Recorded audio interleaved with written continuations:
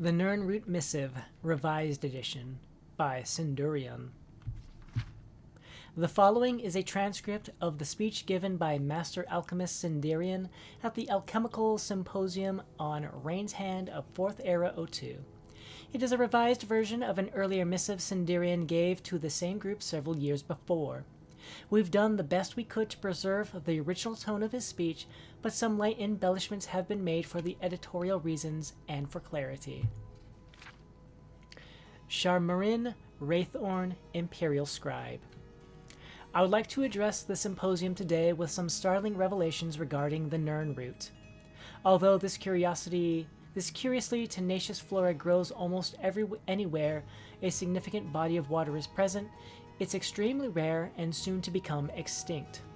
After years of extensive research and the tireless efforts of my field assistant, I came into the possession of a large sampling of Nirnroot. According to the theories presented by the noted imperial herbalist Shivius Regelium, the Nirnroot once flourished until a cataclysmic event severely reduced their numbers. Although many scholars reject the proposal that the Sun's Death event of First Era 668 catastrophically affected plant life, Chivius felt that the Nirnroot's normal growth cycle was interrupted by the lack of sun for a full year.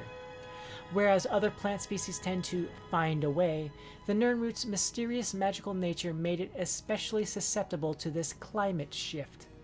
While this may or may not be the case, it's certainly true that the recorded sightings of Nirnroot are declining as the years pass. Chivius's notes oddly describe the Nirnroot as emitting a brilliant yellowish glow. Contrary to this fact, the Nirnroot of today has a soft, haunting blue-white glow. Subsequent studies by other scholars have failed to adequately explain this shift in hue. I propose that the Nirnroot sensed its own impending extinction and therefore altered its metabolism in order to survive. One of the most glaring pieces of evidence of my theory is the presence of Nirnroot in subterranean environments, places completely devoid of sunlight. Strangely, Chivius's notes fail to mention even a single instance of a subterrestrial Nirnroot. How could this be? How could a surface-dwelling plant suddenly begin appearing in new locations radically different from its normal habitat?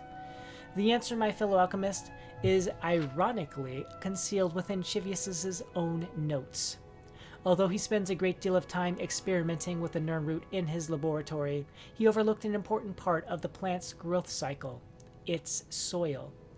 Chivius was correct in assuming the volcanic eruption of Red Mountain contributed to the demise of the Nirnroot, but I believe the ash from the mighty explosion did more than simply cloud the skies. When mixed with the fertile soil of Cyrodiil, this fine powder is the true cause of the Nirnroot's astounding metamorphosis. Although little volcanic ash from that dark time remains, I have performed tests on samples sent to me from Vardenfell. Careful scrutiny of the samples revealed that they were rife with ash salt, a highly magical substance.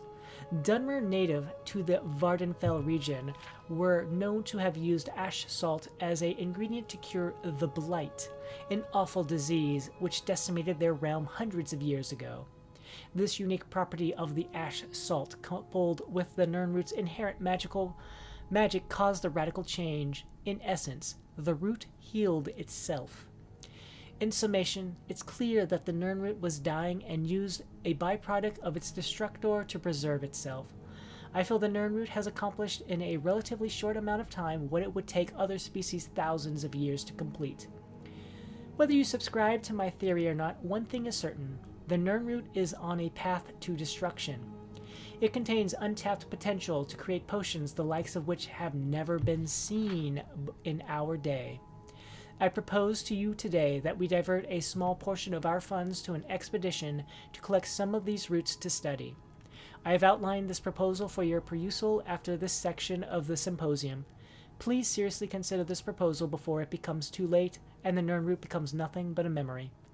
Thank you for your time.